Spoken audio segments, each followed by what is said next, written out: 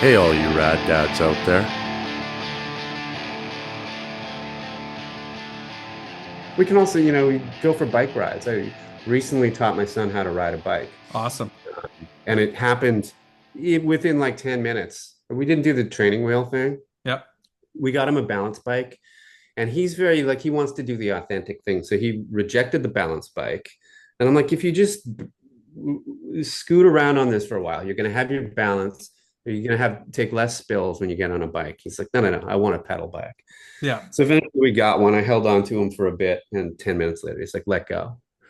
And so we've been trying to find safe places to ride because Central Park on the cycle path, it's like a road that Yep. goes, it's a 10K loop. It's pretty hectic because there's racing bikes on there, like they're flying. There's people going the wrong direction. There's cars sometimes. And it's not really safe, especially a kid who's like kind of like meandering a little bit on his bike. Yeah. So Totally.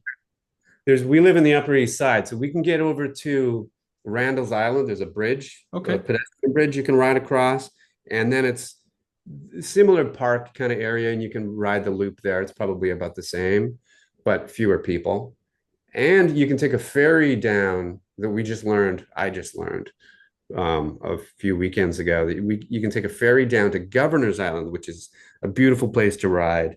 And it's there are these like long slides, like the longest slides in New York City. So you can ride the slides. And then there's this point where you come around a corner and the Statue of Liberty is right there. And it Cool. looks amazing. Like it somehow, like you take a picture of it and it looks tiny, but it looks massive here. It's sort of like the harvest moon sort of illusion or Yeah. something. Yeah. That's rad. That's cool. And I give you so much credit for teaching your kid to ride a bike because we tried that with our oldest and it was like the classic thing where like she just kept falling, crying, and then you're there, she's associating, the failure with you. You're trying to force her, then you're getting mad. It was just like a total fail. So we put both of our kids in like a bike camp kind of thing in the summer, and they have like different levels. You just pick what level are they at, and the whole goal is to just like get them up to sort of the next level. So I remember the same daughter, she was on training wheels. So we made the mistake of training wheels. I don't know if it's a mistake. Maybe it works for some people, but we did the balance bike. She liked that. Then we did training wheels and she was like comfortable, but then we couldn't get her off the training wheels. The first day she's at this camp with like other kids and a different instructor that's not her dad. She figured it out, right? So I think different kids like respond differently too. They'll like give up for you, but then they'll like respond to the peer pressure and want to keep going because the other kids are.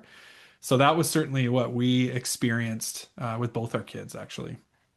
Well, I mean, that's such a natural thing for kids. Your kids go and see their teachers and then they're focused on this thing. They know they're there for like a limited amount of time. I mean, it's a long time, Yeah. but they're there for a limited amount of time. Then they come home and then they're with the parents who, even though we have a great relationship, it's like parents are always trying to teach their kids things like constantly. And we're not really equipped to do it necessarily, or we don't really have the proper approach probably. We're not So kids, teachers. like, yeah, yeah, yeah, like constantly. So it's almost impossible to teach your kid anything Yeah.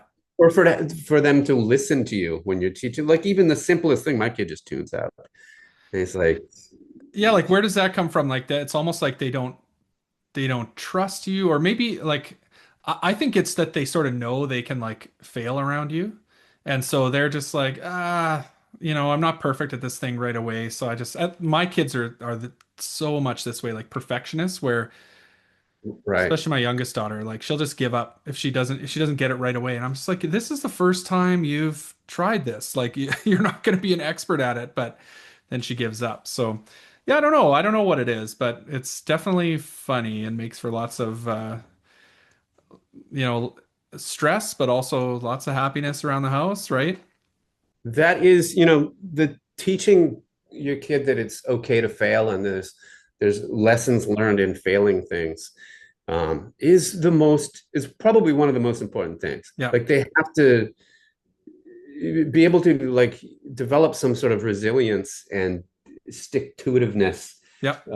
Like just last night, my kid, he grabbed my Rubik's Cube and he's like, can I open this? And I bought it over the holidays because it's like $3 on sale after Christmas or something. And I'm like, well, I kind of want this because I've gotten him a couple, but it's like there's a Van Gogh one with paintings on it. And then there's one Okay. from Budapest that's got they're not like the standard one. Cool. So I got the standard one and his friend's playing with one, so he's interested in it. He's like, can I take it to school? I'm like, no, you shouldn't be taking toys to school anyway. But he was doing the thing where you make the checkerboard kind of thing and then solving it, Yeah. which I guess is your first step with the Rubik's Cube. But there's the whole thing with the algorithms. And so I would take it, I'd do the thing, and I'd mess it up a couple more times and let him do it. And then I one that was like 3 random moves, and then it got messed up. And he was so upset. I'm like, dude, there's a way to fix this. Like, don't worry about it. Just go step by step. And he wouldn't pay attention. And then so I got into it. It took me like an hour to finish it. Like, and like I'm reading about the algorithms, and I'm just not reading it well enough, that you need to orient it to target that one piece. And then especially when it gets near the end. But eventually got through it. But it was a lesson learned myself because I was getting frustrated like he was, because it's like, yeah, my wife and him went to bed, and then here I am trying to figure out this thing that I know that there's logical ways to figure it out, and it's frustrating me to the point where I almost gave up. Yeah. But I needed to do it so that it would be done the next morning when he woke up, and he's like, okay, at least it can be done. Yeah, it can be done. Yeah, man. I think like it's not just our kids. Like a lot of people talk about like kids these days. They don't have any patience or whatever. But like it's me too, right? Like you're just kind of always on, and so our world is so immediate. Like you want dinner, like Uber can have it here in 10 minutes. Like you want, to learn how to solve a Rubik's cube. Like I've never done that, but I could go watch a YouTube video and teach me right now. And so you're kind of trained to like not accept failure or not accept the need to like grow and learn and develop. Everything's just like instant. It's probably cliche to call it like instant gratification, but I think it's true. For sure. And I think there's sort of a culture of that these days. And I say this like sounding like an old guy but the reality is I would have been frustrated with the Rubik's Cube when I was a kid. I never learned how to do it when I was a kid. I never got the book and read the book. And that's what you need to do, is to understand the math and the technical side of it. But as an adult, I've kind of learned to do that by learning music and learning how to play an instrument. Yeah. And that's, as in the turbulent puberty years, I didn't understand girls or anything, and all my friends were becoming interested in girls, and we had no hope of ever dating any girls unless they were like interested in it. But of course, like the girl that's interested in you is maybe not the one. You're interested in another girl. You don't really know yourself yet. You don't know what you want or anything.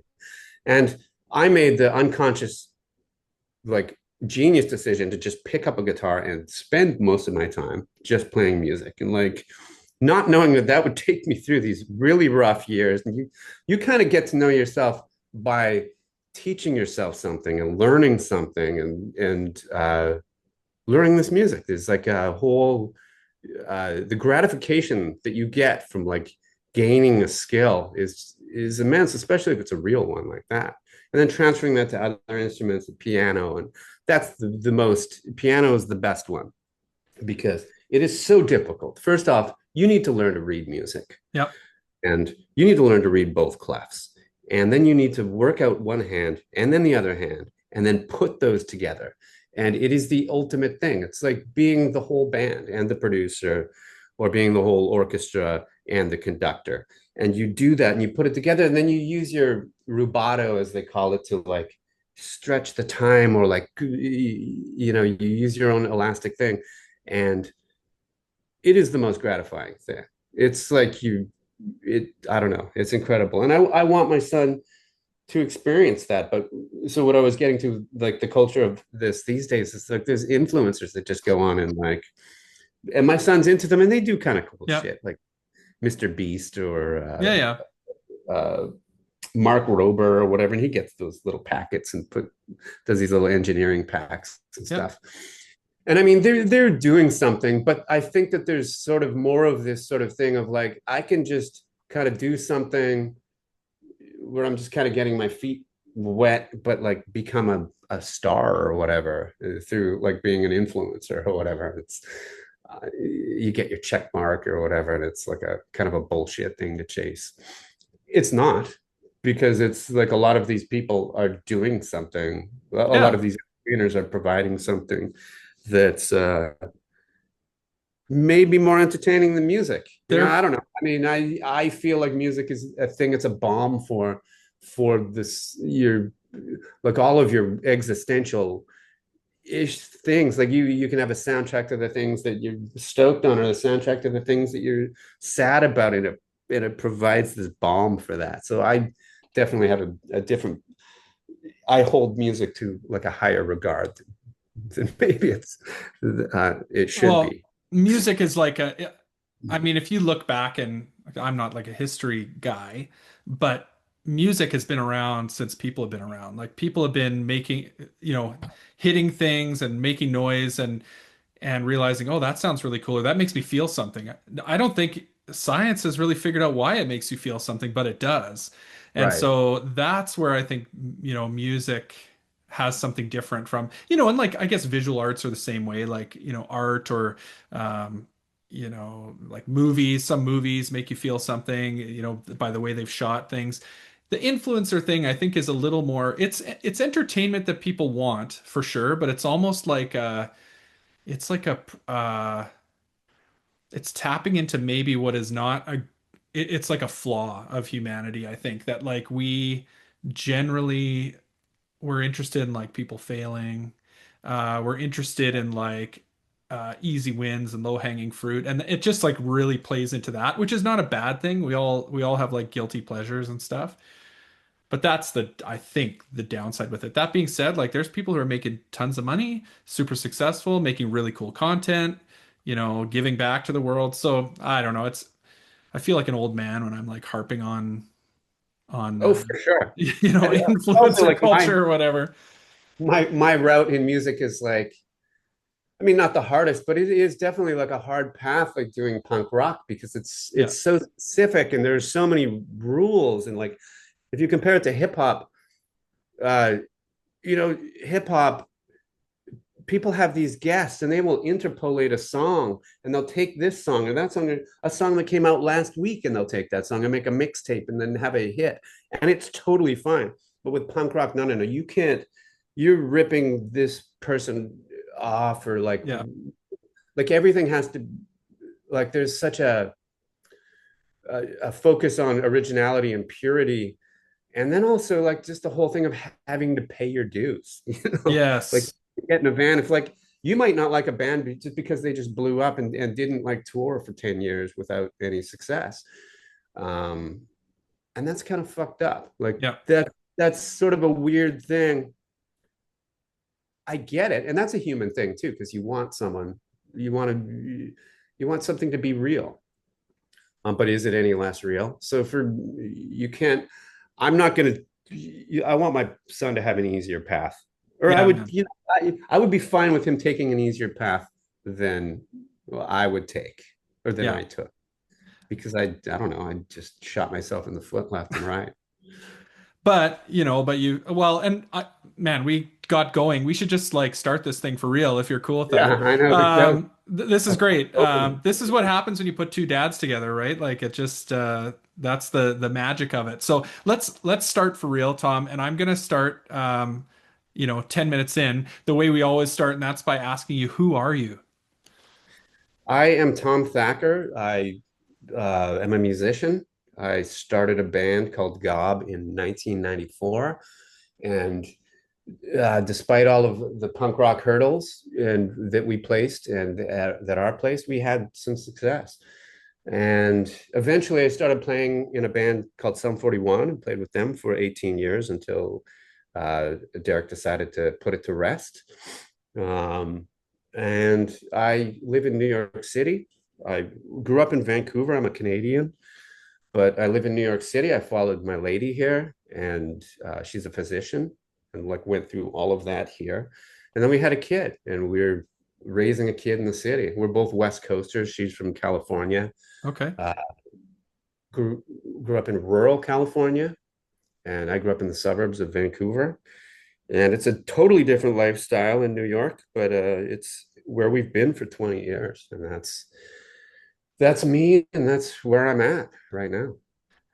Awesome, man. Well, it's amazing to have you on the show. I'm really excited, and especially after trying to book this like 8 times with you and me having to cancel and reschedule and but that's just how it is. That's, life as a dad. I mean, you have maybe a little bit more going on than I do with touring and stuff like that. But yeah, it's great to have you here, and like it's really interesting for me. It's really meaningful for me too because I mean, you talked about Gob. A lot of people, well, I don't know, probably a lot of people who listen to our show and watch our show know you from Gob. A lot of people might just know you from Sum 41 because you've been in that Right. band a long time. But man, I remember as a kid, and I think I'm about 10 years younger than you. So you were like, the elders that you looked up to when you were a young kid, just kind of getting into, punk rock or alternative music. Grunge was really big around the time that you guys were coming out too. I remember staying up late with my sister who was older than me and watching The Wedge on Much Music. And I remember so vividly, like seeing Soda come on and just being so obsessed with that. Like, how do they make a song that fast and so that weird? And the vocals are different. And, it's like it wasn't polished, but it was like amazing. And so that was such a formative thing for me as a young person. So it's amazing to, connect in this way with you. Geez, 30 years later. And so thanks for your band. And Gob's still active. And as you mentioned, Sum 41 has kind of just wound down. I unfortunately didn't get to see you guys on your final tour. I was in Rogers Place in Edmonton while you guys were sound checking because my daughter it's a long story, but was going to school there for a week, but wasn't able to come to the show that night. So yeah, I wish I had. But all Huh. of this has happened in your life, and now you're a dad. And Mhm. so you have one son, right? Yeah, And how old is he? he's 7. Okay. So I guess take me back to when you became a dad. Like you would have been sort of in the thick of it with Sum 41 at the time he came around. Like how Yeah. did life change at that time for you?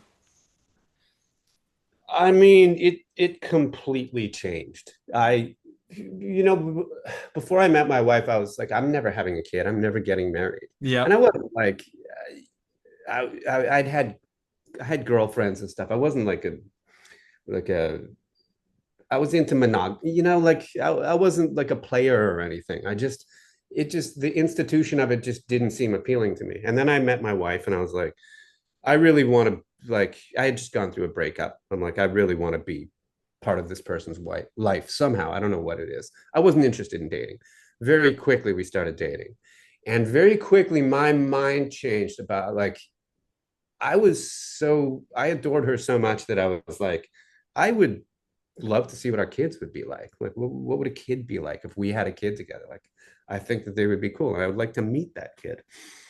So, fast forward many years, and I'm touring like a maniac, and she's gone through, she's a full attending now, she's a physician, and we're ready. Like, we can have a kid. And so we had a kid.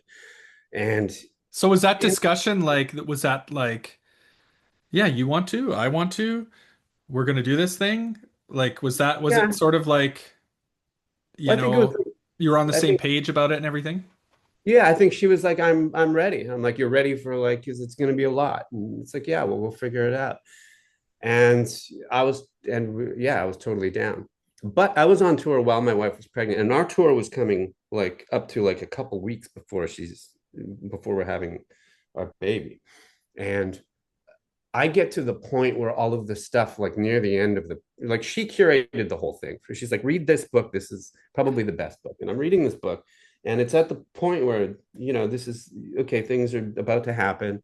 These are all the things that can go wrong. I'm like, oh my God, why did we do this? I could potentially lose my wife, like the my favorite person in the world. Like this is fucking crazy. But it's because I'm on the road, you know. So I'm like Yeah. in a bunk reading this book, like losing my mind. Yeah, you can't see her like in front of you healthy and fine and Yeah, yeah. yeah, we're not there talking. Also, my boy was breech, like he was breech, Okay. but he was breech with his feet in front of his face. Like I don't know what he was doing in there, but he was having fun, you know, and he got stuck in a weird position. So that kind of tripped me out a little bit too. Also, like cutting it so close, and the Sun tour was like, I think it was 2 weeks before his due date. Because he was breech, we had decided we were definitely doing a C-section. Yeah. Um, uh, and yeah, then it happened, and instantly it was like he opened his eyes that first day, and he was like smiling, and like I could see him like looking to the side and grinning. I'm like, this guy's got a sense of humor. I got to get to know him. And of course, you know, you like it takes a while for these things. It seems like it takes forever for anything to happen when your kid's a baby, but Yeah. it happens. Everything changes so quick. Oh, it's nuts. It's nuts. Yeah, Like from the moment they're born, like that, especially that first like 6 months to a year is like daily there's new stuff that's happening. for sure. And you know, I have this my baby, and he's like this big, and he falls asleep on my chest, and there's nothing like I have responsibilities. I got this song to mix. I got this to do. There's no way I'm doing anything but this right now. Yeah. It's like there's this weird thing where your baby will always be your baby, and you kind of want things to stay that way. Like at that point, he would fall asleep on my chest, and I'm like, I just want to hit the button that keeps me here forever. And like, this is the rest of my life. Yeah. It's just this. It's like that amazing of a feeling. I know people, not everybody feels that way. I guess I was an older dad. I had been through life. I've traveled the world several times. I've had success in an industry where your chances of success are almost Yeah. zero. Not, you know, obviously not insane success. I'm not wealthy or anything, but it's like I've made a living and I've done well and I've had success. And I'm kind of like, well, my race is run. It's time for you now. And this Yeah, is man. all the focus is on the kid. Uh, but like, it's like that struggle of like, I want you to develop and I want to do this with you. But also, there are so many things that you want to stay the same. Like, when he was a baby, he used to say this thing that just killed me every time. And when he got tickled, he'd say, "I see tickles." It was my favorite thing, and it broke my heart every time he said it because I'm like, sooner or later he's going to realize that the seeing is a different sense Yeah. than feeling, and One he's of going to these is stop going to be your saying that. last I Yeah, see tickles. there will Yeah. be a last I see tickles, but I'll never. I mean, I'll always have that memory. Yeah.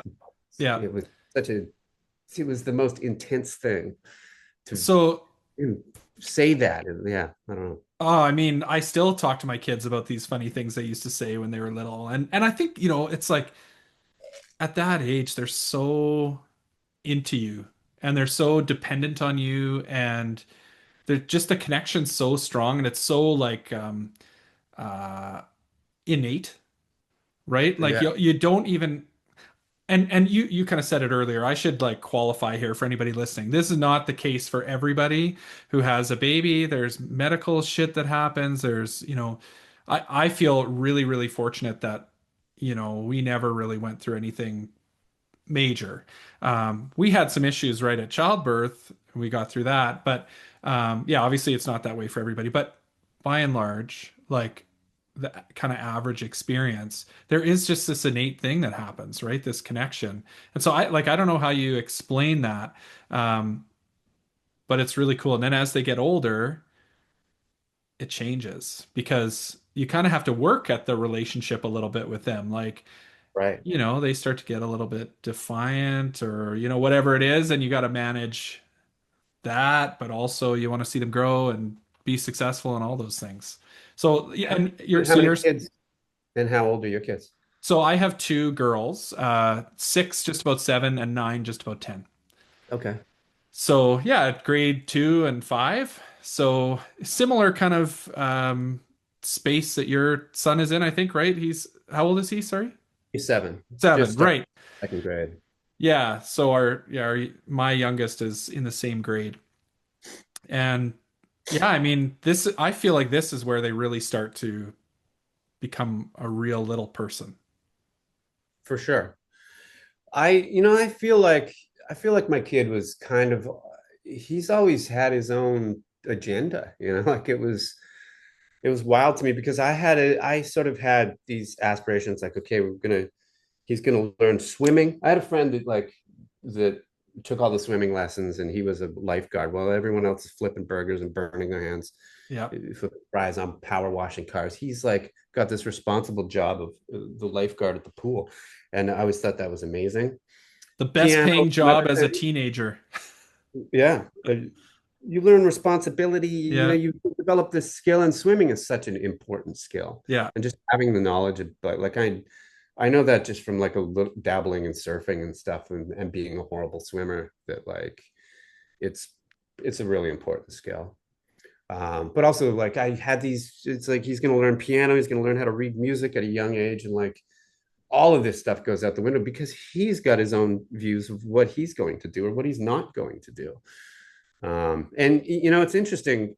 I should have kind of known this because when right before we had Wyatt, we went to a parenting. It was like a parenting meeting at the 92nd Street Y, and they have all these New York parents that come in, and they're like, they've got these agendas for their kids, and like Yeah. this is the curator, and she's like, so what do you expect? And all these people are like, yeah, so this is our plan, and we're gonna have our kids sleeping 8 weeks in 8 hours in 8 weeks, and the person would respond and they'd be like, no, no, no, that's not reasonable, it's not even healthy.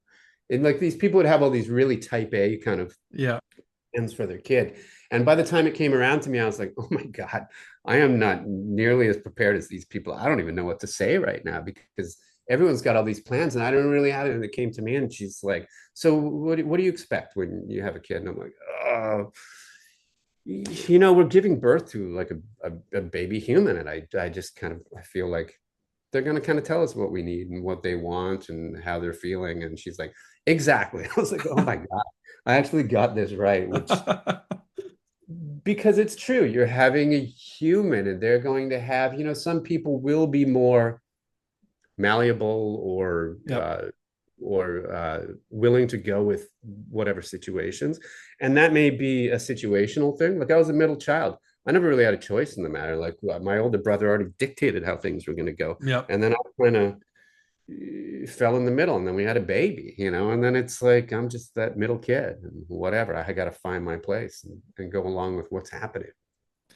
So how do you balance that? Like, I mean, there are some things as a parent that you kind of, want to force your kid into a little bit. Like this is something you've got to do. So like, swimming is a good example. I don't know, did you guys follow through on that? Like you thought it was important to do it, so you put him in Yeah. swimming and Yeah, my wife's all about uh persistence, and it totally makes sense. You can't stop yeah. because when he was a baby he loved swimming. Then he had this aversion to water, like in every way. Yeah.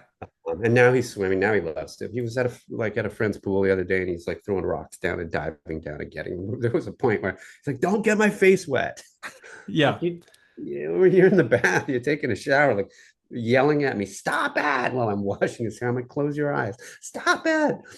Uh, he, yeah, I don't know. You go through this stuff. I think you just have to be persistent, and then you have to kind of understand. And you know what? There was somebody broke it down for me, like one of his teachers or whatever, a psychologist at his school or whatever. And he was having a tough time at drop off. But I got to go away, and my wife's got to go to work. She's Yeah. got a serious job. She's got to be there early. She's teaching university medical students. She's working on research. She's diagnosing diseases, and she can't. He's got to be in Just school or got to whatever. figure it out. He went to preschool or daycare at 3 months.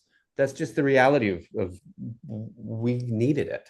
We Yeah. had our parents helping out, but we realized instantly that like they can't be there all the time. They have their lives in BC and in California. And so we started doing it, and like we'll fall back on them if this doesn't work out or whatever. So he was socialized and into like these school and stuff very young, which in New York and in the United States, you have to do that Yeah. because once kids are 4, they're testing to get into the good schools. So your kid needs to have an education, needs to read, and needs to do all this stuff. So it fortunately, our son was just interested in reading, so he kind of taught himself to read. So we were lucky in that regard. But you really need to plan for these things, and people, there's a whole industry of like Yeah. planning school in the United States, and uh, You know, it's funny. It's not that different here. Like at least, so I'm in Edmonton, okay, and it's like some of the same stuff here, where there's like pressures on the schools, and there's certain schools that people want to send their kids to, and so if you want to do that, you got to make sure you get into this program first, so that then when the testing comes up, then you are grandfathered through that program, or whatever. So some of the same stuff here, and so you have to like as a parent, you kind of like have to be on all this stuff, right? Like plan for your kids' future. I don't know about you, but like that's something I'm not very good at. Like looking a couple years down the road and going, okay, like here's all the steps that we're going to need to go through. My wife was really good at that, so yeah, like same, thank goodness for her. yeah, same. I absolutely, she has all of that in mind, and I mean, I probably became a musician because I'm so an ADHD sort of uh, quality. It's just Mindset, like yeah. things like I'm attracted to this aloof or this non-tangible thing that is floating in the air, and that's what guided me there. And that's why I'm horrible with schedules and double booked things. And like we couldn't arrange for this because we're double booking. And I mean, I I was, was just as guilty too, so yeah, no worries. but Um, yeah, it wouldn't. None of that would happen if it wasn't for her. so what about music? So you mentioned like music was important as a dad, like for your kid to experience that. So what does that look like? Does he play any instruments or anything yet, or is he interested in that? Yeah, I mean, he's taking guitar at school. Cool. I want him to take piano. We're going to start that as soon as we can, but we live in an apartment. I want an actual piano. My wife's fine with a keyboard, but I have one in the studio, but that's not the right one. But I want to get that started for sure. He loves music. From when he was a baby, he was like, it went from Wheels on the Bus to The Clash. Like he loved, for Yeah. whatever reason, he found London Calling and loved that song. And then he's through this artist to that artist. Um, and it's funny because he had he went from The Clash to Katy Perry. He was obsessed with The Clash, or then it was Prince, then it was Katy Perry. And I was like, okay, I I met Katy Perry one time. Oh, cool. We were so Some 41 played a show in Russia, and the only rush it was for this Moose TV music video awards. And Moose TV is their MTV. They have MTV and then they have their own Russian MTV. And it was at this massive arena with the biggest stage I've ever seen in my life. And there's like 80 Russian artists playing. There's 3 Western artists. Uh, Sum 41, Katy Perry, and Brian Ferry. Okay. And I guess it kind of covers all the ground, but Yeah. it's like the weirdest mix. It was amazing. Like I love nothing more than a eclectic lineup. Yeah. But when we were there, we met Katy Perry, and Steve-O was talking to her. He wanted to meet her because he had done a video for this band and she had guested on their song. He wanted to do the video. And while we were talking to her, someone came up to her that looked just like her, and she just yelled at her in like the rudest kind of way. And I just walked away. I'm like, you can't talk to your assistant that way. I'm done. I'm not. This meeting is over for me. Not that she cares whether I'm there or not, but Yeah. that kind of stuck with me. And I'm like, I just don't think she's a good person. It turns out that was her sister. That's like her assistant or Oh, something. hilarious. I mean, I guess there's like sibling kind of stuff you deal with, and maybe her sister was fucking up, but it's like her sister probably knows who the band is, and then she's dressed down right in front of this rock band. It's like, Yeah. don't do that. That's not cool. Introduce your sister, like you're your assistant. Like be cool about it. Anyway, so fast forward, Clash, Prince, and then Katy Perry, and he's like, I got a 2-year-old son that's singing, "Put your hands on me in your skin tight jeans," Yeah. and I have I so many kissed a girl and I problems liked with it. that. Yeah. You know, well, I kissed a girl and I liked it's fine, but put your hands on me in your skin tight, be my teenage dream. I know Yeah. that was written by like a 40-something-year-old man. It's like I know the process of that, and Yes. it's just disgusting. And I don't even know who wrote it or whatever, but I'm sure that's the situation. But I'm like, yeah, I don't know about this song. He turns to me, he's like, I like this song. And I'm like, okay, fair Yeah. enough. You can like what you like. As uncomfortable it is as it is for me walking with him while he's singing that in public, like a 2-year-old. And we ended up taking him, like, one of her records, Smile, is actually a fantastic record. And I got into it. We took him to see her in Vegas when she was doing her Vegas show and Yeah. That's whatever. cool. He's very into music, not much tolerance for learning an instrument, though he's getting. I talked to his guitar teacher and he's like, oh, we were working on chords. I'm like, fantastic. Because I can't get him. Like, he's into AC/DC right now. And I'm Yeah. like, look, it's this easy to play this song. I know it's more than that, like to play Yeah. it with the finesse that Yeah. AC/DC Yeah. plays. A little different, but um, he's Guitar's hard for tried a his young kid. Like it's hard for anyone. It yeah. sucks, like fretting, and like you need Yeah. to build strength in your wrist and your finger. It tears your fingers apart. That first hill in guitar is the worst. But then Yes. you realize you can kind of play it sloppily or your own kind of way. It's a forgiving instrument. It's different than piano in Yeah. that regard. Um, but when he was little, he did take a violin class, and I had a violin, and it wasn't my choice. Like, it's a difficult instrument. I didn't Yeah. know they make all these little, like, 8 different sizes of violins or I whatever. didn't So know that either. he violin. He made a violin out of a macaroni box. And then once he stopped dropping it, then he's allowed to move on. We rented a little violin and he wasn't really that interested, but the teacher was fantastic. And she used to do a Zoom uh, session with the parents afterwards. And was like, it would be better if, just to kind of justify, like, you're spending $40 a session or whatever. Here's what your kid's learning with Suzuki method. I'm like, this is amazing. Like, it kind of goes around the circle and comes at it, teaches music from every direction. And then she's like, would anyone want to learn violin? Because I could just teach you guys and it would make more sense. We'll use the same curriculum. And I'm like, yeah. So like 5 of us, my grandmother gave me a violin. I'd used it. Like, I played it on by a thread record that I produced. I like did these That's rad. things. I never knew how to play it. I played it kind of like a guitar, not knowing that any of the technique, that, like, you hold it on your chin like this, you fret it differently than a guitar, and your hands, your fretting finger kind of has to be loose because you do a lot of sliding around, and, there's more like changing a position, Yeah. and hold the bow in this very specific way, and then you bow in like this region that's about an inch, and it's the most technique intensive instrument. Yeah. And to set a good example, I would practice violin 1 hour every night after dinner, just to my wife and kids' dismay, because we're in an apartment and it's just like me. And, by the end of it, I'm like trying to do Yeah. these, like, they're just dying for this hour. And then finally I stopped them. Anyway, it didn't. Hopefully he sees, like, you can make progress if you stick with it.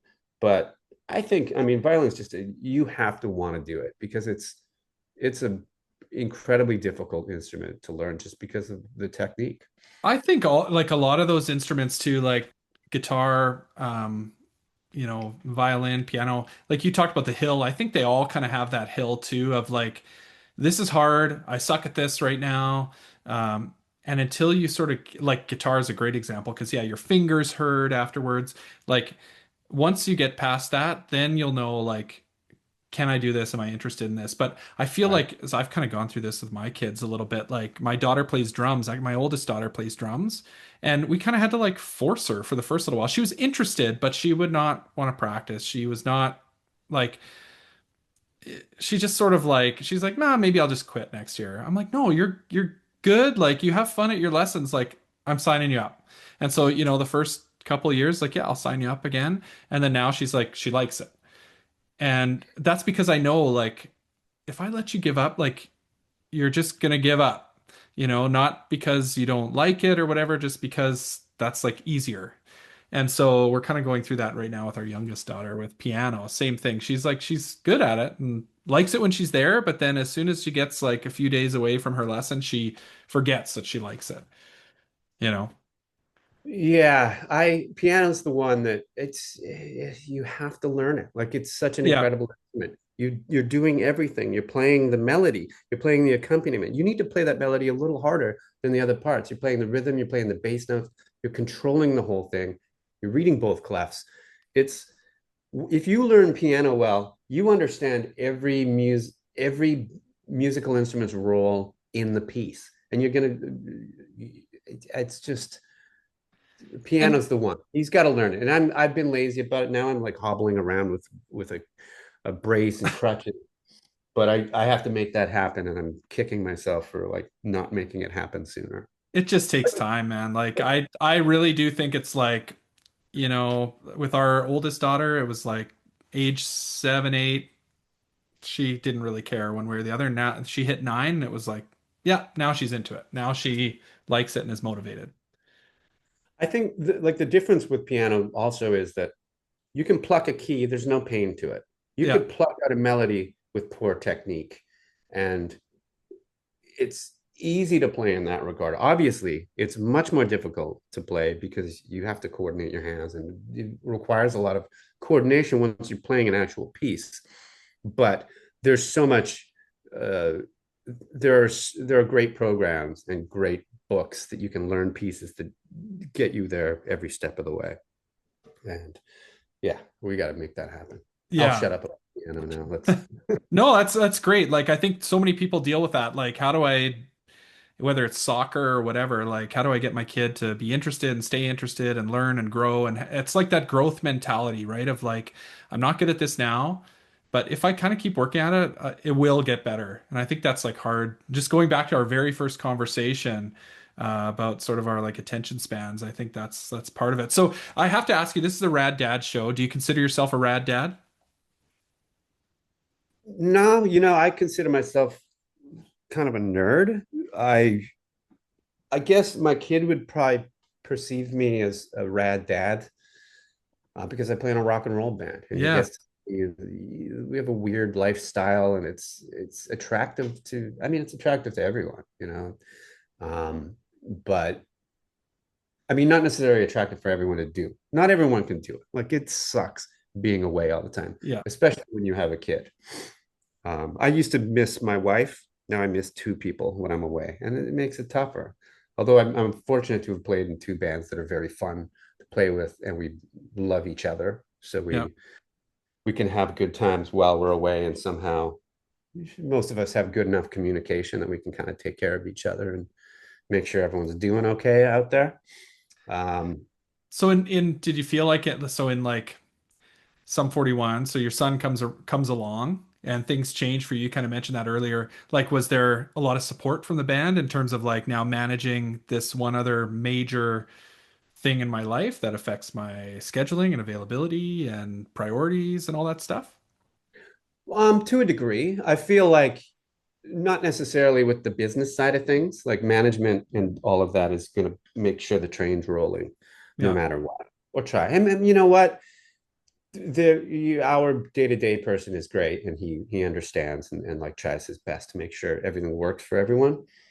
But all the guys, like most four of us have young children, so we all kind of had kids around the same time. Dave's kids are older, so it's different, but he loves being around. He's like an uncle to all the kids kind of Yeah. thing.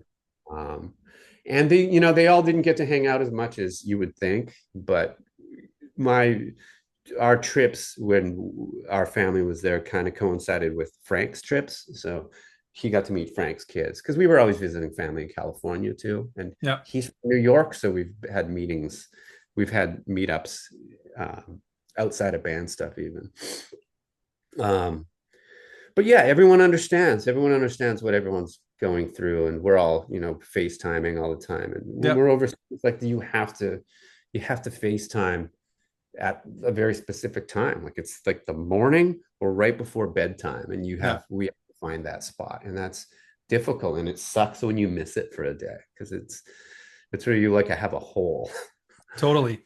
that yeah, you're just dying until you fill that hole again.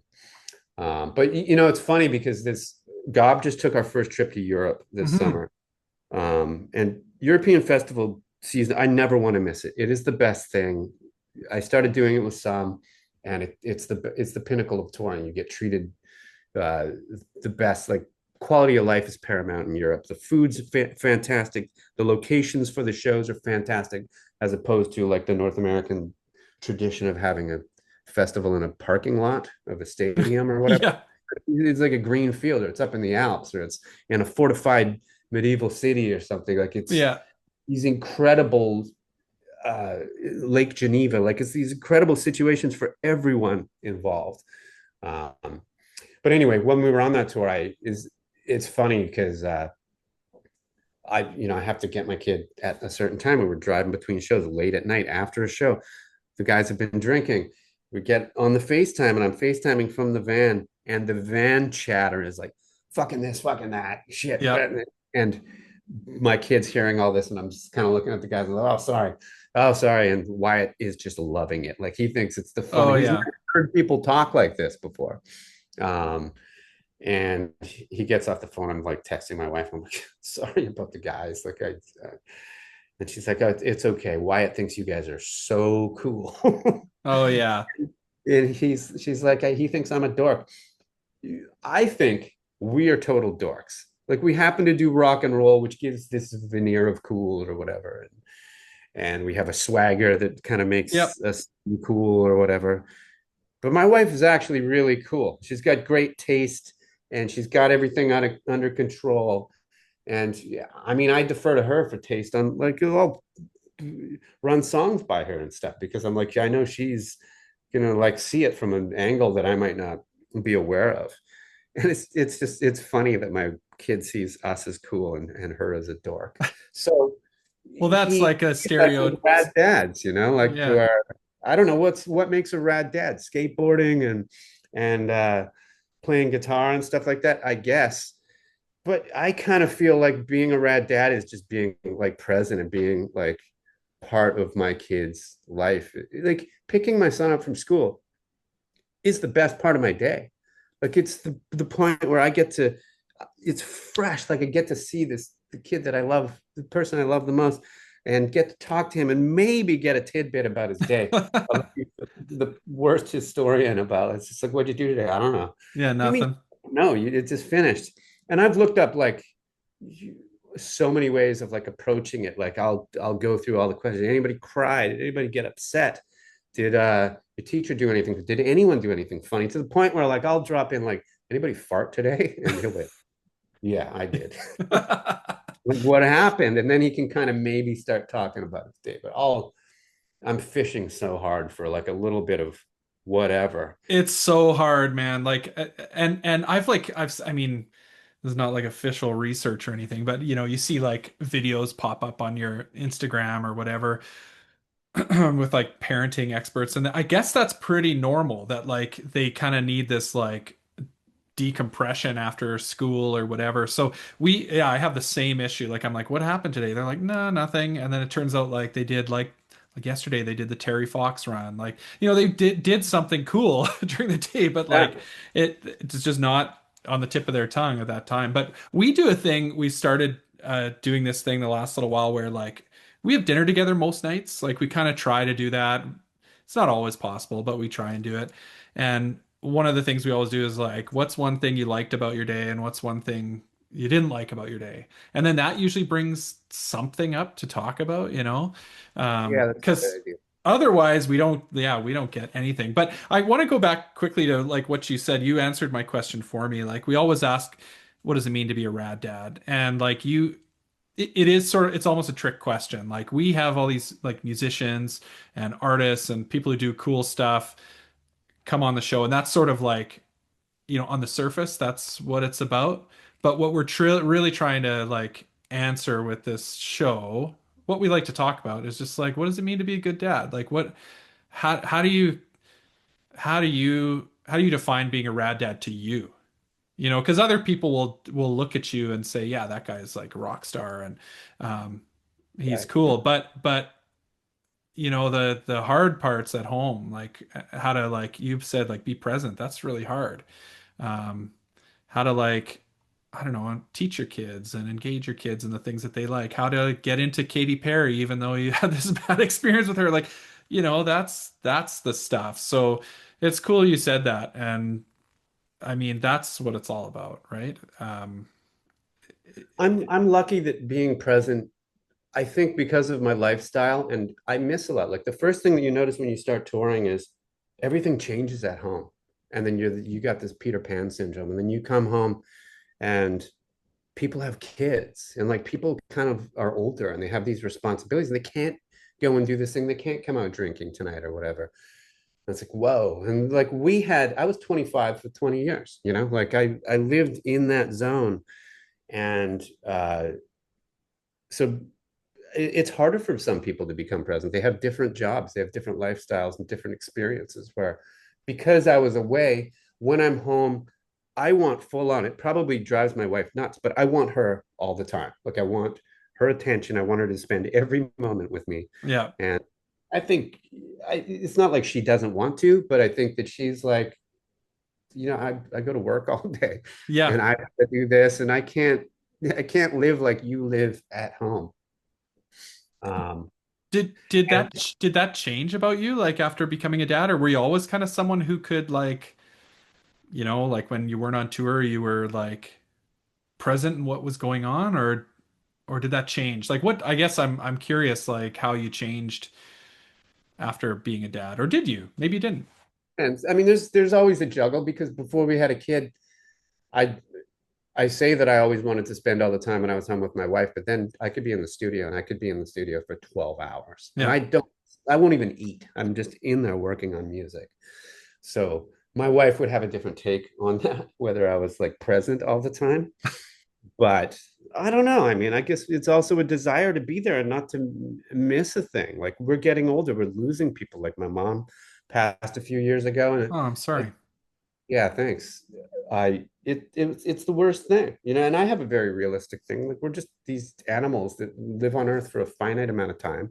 And that was my first time of being like, no, fuck this. Like I wanted more time with my mom. Yeah. And I had a lot of time with my mom, but I still feel like I didn't have enough. And so that's part of it. I wanted to have time with my son too. Like there's all this shit that, like, and I mean that's me trying to unpack some my own like traumas or whatever difficulties with loss. Um, but things like that drive me to want to be more present and want to be in and experience these moments and have conversations, whether they're tough or whatever. Like really be present.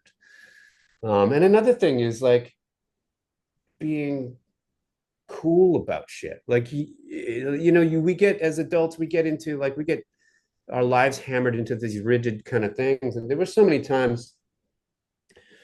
I mean, my son was 1.5 when the lockdown happened for the Yeah. pandemic, and we had a curfew in New York City, and it was terrifying, and it was an awful time. Like it hit New York City before it hit anywhere else, and it Yeah. was it was just awful. Like trucks of dead bodies. I They couldn't. remember. Yeah. Yeah. Um, so I was very like, I'm going to listen to epidemiologists, and like I knew it was coming before it happened. It was like a New York Times daily about like this is happening. It's not a matter of if, it's a matter of when. And then it happened hard. But I've got like a 1.5-year-old son, so I was like, I'm going to comply with every safety measure, and but this isn't going to limit our life. Like we Yeah. went out to Central Park every single day. We packed a soccer ball, some musical instruments, snacks, the whole deal, little bottle for my little thing for you that he could pee in and stuff like that. If we're out in the meadow, Yeah. And as horrible of a time as it was the most wonderful time for me. Like I had all of this time with my son. My wife didn't get off work. She worked at Mount Sinai. There was COVID intake Yeah. in the the foyer that she had to walk through every day. That it's like adds this whole other stress. Um, and but I had all this time with my son, and it was fucking incredible. Like it was, a musician's never gonna. A musician doesn't say no to opportunities. You don't take breaks. Most musicians never get offered opportunities. Yeah. So when things get offered, and I at times in my career have tried to say no to things, and I realize now how dumb that is. Like Yeah. do the gig. If you're offered something, you're offered an appearance, you're offered a thing. Get out there, promote it, do whatever you're gonna do, because you're lucky you're being asked to do anything, to be real about the whole situation. Yeah. But we would never take a break like that. And it I don't know. It So was you're not, yeah, you're obviously not happy about the situation that's happening, but you're gonna like, I mean, I think a lot of people found that silver lining in the pandemic. People, uh, even me, my aunt passed away. She had COVID. She passed away. So it's like obviously terrible, devastating for us. But the silver linings of that whole situation were similar to what you're describing, like more time at home with my kids. And, it was a really weird time where you had like this extreme of terrible things happening in the world, but also like an opportunity if you have the ability to take it or choose to take it of like really locking in with the people you care about because that's the only people you're allowed to be with, right? We had sure, yeah, friends too. Like we had this couple that we knew. We were like pretty good friends with them. And then they kind of we made this they lived not far from us. They kind of became our bubble family, right? People were doing that like, okay, we'll see one family and because we just need to like see other people and let our kids see other people and see other kids and so they became our bubble family and man we like loved them too at the end of all that like we got so our relationship was so much stronger with them and so yeah man there are those silver linings and I mean it's like taking a terrible situation and making the most of it you have to. well, I learned a lot about being a good dad in that time because I was with my son all the time. I potty trained him. Like my wife kind of started it, and then over the weekend, then she's like, "All right," hands it off, but kind of didn't read the book that she had, like the plan that she was going to do. And I'm like, "Wait, you jumped ahead a couple steps." So then it was left to me, and to me, it feels like it happened in a week. My wife was like, "It was the longest time. You were complaining every day. It was like awful for you." Like, okay, probably. But being with my son all this time and we're communicating, he just got his wheels, like he's walking around Central Park. Like before that time, everything's an abstract painting to him. He's like going up and touching everything and seeing like these are like actual objects in the world. Like I learning what shadows were, like we're learning what wasn't an actual object. Um, and then asking a lot of questions. One of them was about like birds. He'd be like, "Dada, check that. What is that?" And I'm like, "Oh my God, there's a cardinal like right there. I didn't even notice it. You noticed it because kids notice everything." Yeah. And then one day he asked me, "What kind of bird is that?" And I'm like, "I think that's a robin." And I'm like, "I should know what a robin is. There's like millions of them in New York." And then I had an amazing moment with a black crowned night heron where all the birders were over there and I was right here. And it looks like a goth bird. It's black and white. It's got this like white tail hanging off it. It's got red eyes, dark orange feet.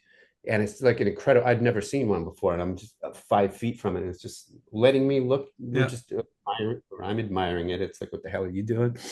And I got the bird bug. And then I became like, I had to get binoculars and I'm into it. And I think it's sort of a thing of like, we're stuck in this uh, situation where we're asking AI what things are all the time. Yeah. Always, it's a great tool to have because you can look anything up at any time. But it's also like let's kind of still have some knowledge because like my great grandmother moved over from England and took note of all the flora and fauna in BC. And like now UBC looks at her like she gave her notes to UBC, and she was like a pioneer of like botany Cool. and ornithology uh, in the BC. I mean, she wasn't, because the natives were doing it like way longer. But as for like colonists or whatever coming over, she was one that like contributed to that.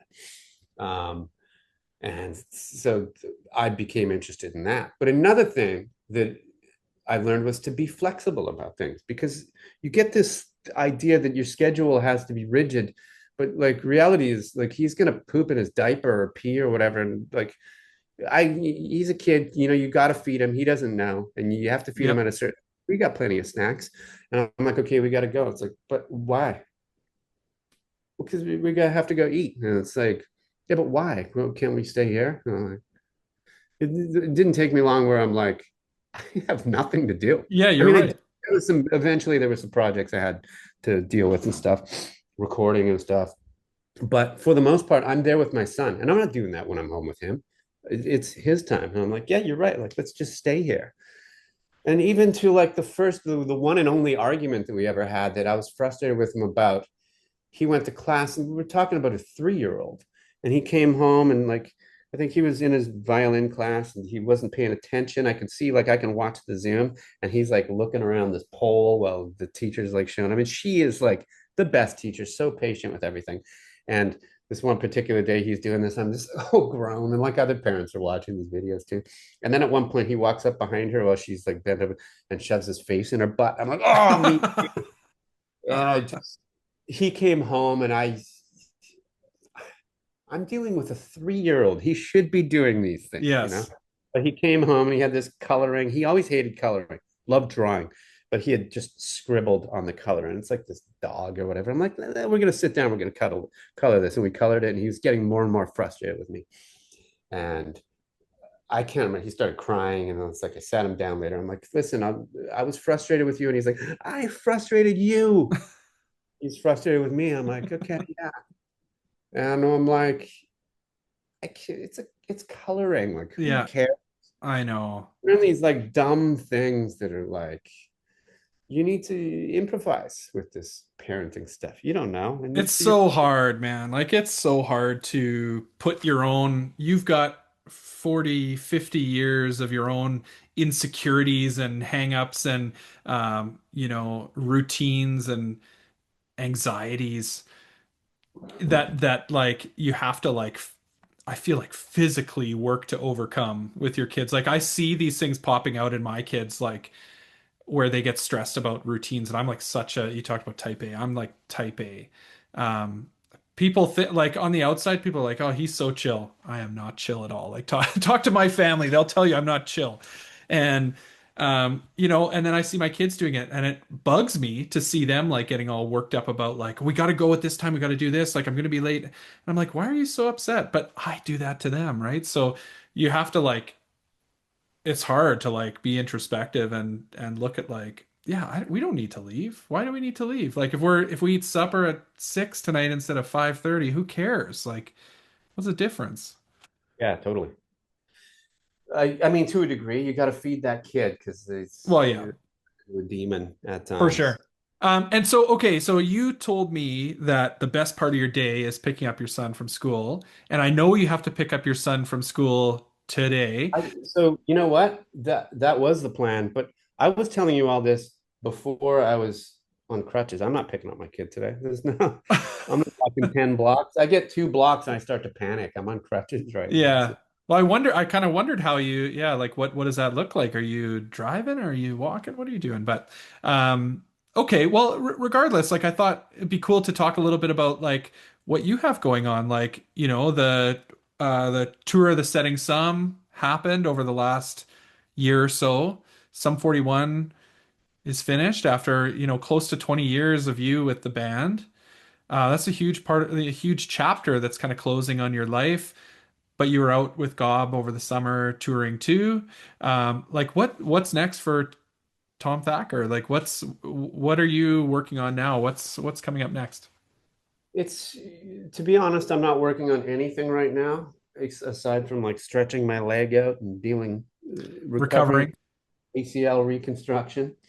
Uh, I honestly, I would have taken like a year off totally, just because Sum 41 schedule was always pretty grueling. When we had our son, I told the Gob guys, I can't do this. Like the Sum schedule is too insane. I want to be home sometime, because there were times in like 2012, for instance, that I would go from a Sum tour to a Gob tour, and I would rarely get home. My wife would come out to visit me on tour. Um, so I wanted to be home and be present. So uh, Gob kind of took a break, but now it's kind of, we've just, people, there's been sort of a resurgence. Like we've gotten offered a lot of tours, and it's wild. Like this year has been the wildest year, because like the some in the Rock Hall of Fame or the Music Hall of Fame, Yes. mind blowing. Like it just seems so surreal. Um, a Gob's foot and mouth disease went gold like This year? 20 later. Yeah, it's just Oh, wild. crazy. I didn't realize that. Congratulations. Yeah, thanks. And that's like, it's funny because when I'll talk to some people, I'll be like, it would have been cool if it was 20 years ago. And they're like, no, no, no, it's better 20 years later. It means that people are still listening. I'm like, I guess you have a point there. Yeah. And that's what's, so Gob got a bunch of offers to do stuff and that first European tour. Gob had never been to Europe Yeah, that's because crazy to me when I heard that. Like it seemed, yeah, I just would have never imagined that. Yeah, you guys were huge. And so it is yeah, crazy. It's I think our management back then just wasn't really focused on it. And then once we didn't have the same management company, I started playing with some, and then we just started doing the shows in Canada. yeah, That made sense. It's where the biggest audience is for yeah, us. And we were unmanaged. It's hard to manage. It's harder to manage like overseas stuff, as we yeah. definitely learned this year. I'm used to a certain level of comfort with Sum 41. Like it's on a much bigger scale, and there's all kinds of management over in Europe. I really just have to get on the plane and everything's taken care of and easy. Um, but this was not the case. It was still as fun. It was just as fun. Because And some have done club shows we've only done the bigger shows for the past few years. We kind of stopped doing the smaller shows. And there's a different energy in Europe. Like it's really cool to be like in a club and in that punk rock setting. yeah, It's I mean, we still do once in a while in Gob, though we've been doing more festivals. But it was cool to get over there and feel that real punk rock club vibe, or like pub. The place goes nuts, and the energy is incredible.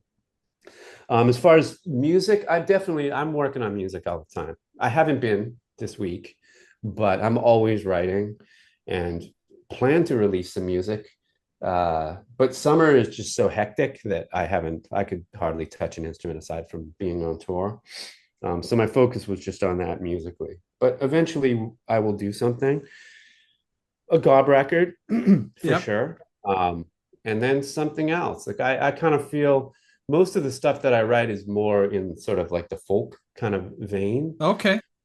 It's just sort of, I'm, you, you were talking about how music affects people and like what it is, and science doesn't really understand it. And I think there's a rhythm to our lives. Your heart's beating at a certain pace, you're walking at a certain pace. And I notice these things just being someone that comes up that writes songs. Is if I'm in a car and the windshield wipers are going, every fucking time I'm Yeah. writing a song, I'm coming up with, like, I'm singing something to it. I do it walking down the street. That the majority of my songs are written on a walk, and I start singing something to the pace of whatever, that it kind of, the movement inspires something or like brings something out. And I think that's probably how music came to be in the first place. It's like Yeah. you're inspired when you're moving, and there is a beat to everything. Um, so I've noticed over the years that as I've kind of chilled out a little bit, like I still like to punk rock. I love when I go running, I'll put thrash metal on and I run to that. But I gotta get up and start off my day with some folk or something, some classical, and then I'll work my way up. I might listen to the Stones after that or something with drums. And then eventually, like in the afternoon, then I'm punk rocking it. But I'm not going to wake up my day and da da da da punk rock right off the bat. Yeah. Um, My so I wife think, always my wife always laughs at me because that's me. Like when I get in the shower in the morning, I want like the fastest, the hardest music I can listen to. Later in the day, I also like a lot of like folk and stuff. But yeah, for me, it's the morning. But anyway, sorry I cut yeah, you off. no, no, no. And it's the same. Like I used to fly into Vancouver, and Theo would pick me up in his car, and it would be like the if I flew in the morning, he'd have like at the gates like pumping stereo. And I'm Yeah. just like, How let's do you do listen to this? something like appropriate to the time of day. Like this is you're killing me. Although he's probably the same way as you. He gets in the car and he wants to get going. He's not Yeah. trying to chill. Yeah, it's like coffee for your brain. Well, coffee does go to your brain, but coffee for your Yeah, ears. yeah. So that has affected, I think, what I write, and also I don't like I like writing what I write. I it's hard for me to have like an outline and like stick to that. I know that's good, but it's hard for me to just think I'm going to write a gob record. I want to write a bunch of stuff, get some ideas that are maybe a little outside the box, and then guide it to that place where it will be a punk rock record, you know. And some of the songs are definitely like I'll write them in the afternoon, and Yep. they're, but yeah, So nothing written in stone right now in terms of next steps, but you're working on lots of music, which is cool. You've done some like producing and stuff too. So are you still like keeping busy with that? I know one record that I have to point out to you that I really love, my friend Billy. I don't know if I'm sure you know the band Chicks Dig It. So Billy Dixon, who plays in Chicks Dig It, he was like, "Man, you have to check out this Boyd's record." And it's so good. And then I discovered that you produced that record, yeah, which is rad. So I didn't realize you were doing production. yeah. You know, it's interesting. I've had, in my opinion, bad luck with production. The first like main kind of record that I produced, and Theo and I worked on it together, was By a Thread's self-titled record. And Okay. By a Thread just released a new record. That By a Thread record, the reason that we did it, we were, you know, we should have been working on Muertos Vivos, but they had all these great songs, and they were a band that was evolving. And Theo played me the songs, and he's like, I think they wanted us both to do it together.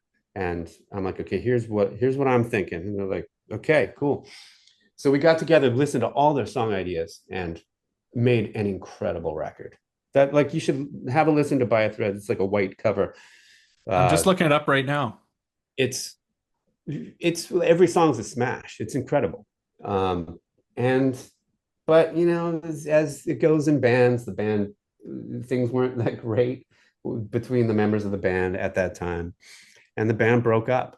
And it's especially now with like when people are looking like instantly can look up how many streams is this, how many whatever, like statistics are so it's all about It's statistics now. everything. Yeah.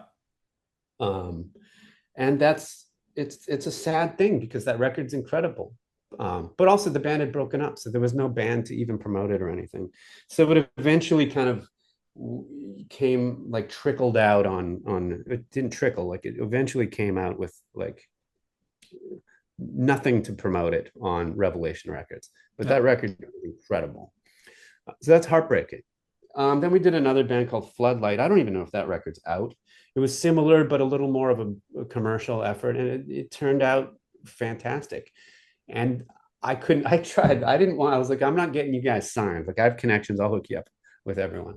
I couldn't make it happen. And it was just really frustrating. They went through member changes, started hiring musicians, and it just wasn't cost effective for them to Yeah. tour. So, all these things. Then Boyd's, that record, incredible record. I love it. So good. It is so fucking good. And it comes out March 2020. Yeah. It Yeah. shuts down, and they can't tour the record. And it's finally a record that gets released that I have produced. It's got a That label behind it, and it's like Stomp Records. I've known Matt Collier forever. Greatest dude. I love the fact that I'm like doing something with him. It's just heartbreaking. I've done a couple other things. Um, Hunter Valentine, I don't know what's out, but I did an EP with them that was incredible. But again, same thing, member changes, and then they decided not to be a band.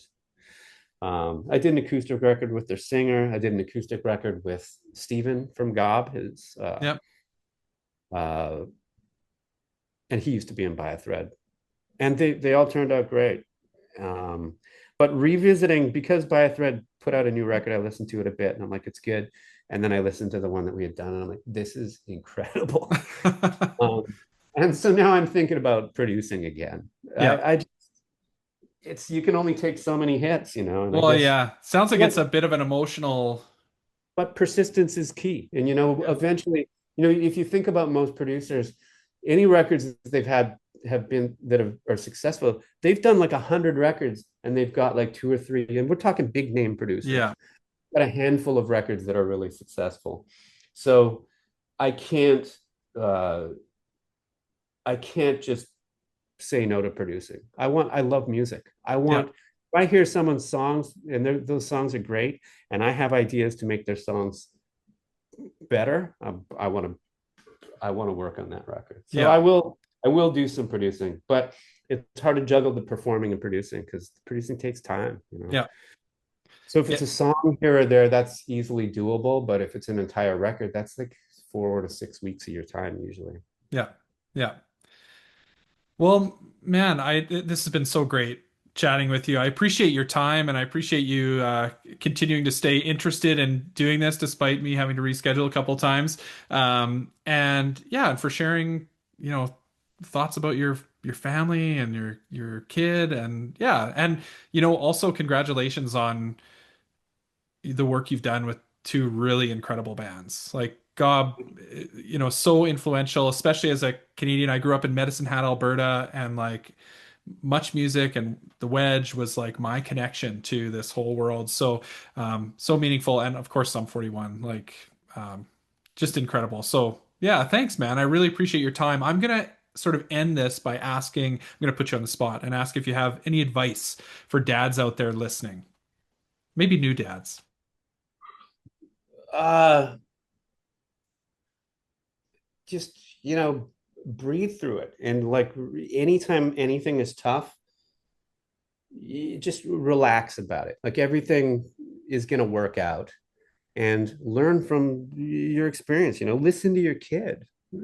That's the main thing is I think listen to your kid. They're going to tell you what they want. They don't even have to tell you sometimes. Sometimes you just know. I don't know. It's a thing we're all constantly learning. Like I'm learning every day about doing it, uh, being a dad, and I love it. Love it. You know, like love being a dad because it's the most incredible thing. I like I'm so stoked to do this Rad Dads show because I love talking about being a dad. I'll talk about being a dad all day long. We could do it for a week talking about music. I'm fine with it, but it's not as fun. Like it's like you go through. Everyone's got these similar struggles and similar. Like we feel these joyful things together. It's just, yeah. Thanks for Well, having me. I appreciate it. yeah, man. Thanks for the time and for yeah, for those awesome words. It's great having you here. Thanks, dude. Yeah, we can do it again sometime. Yeah, we should check up in a few years. Yeah.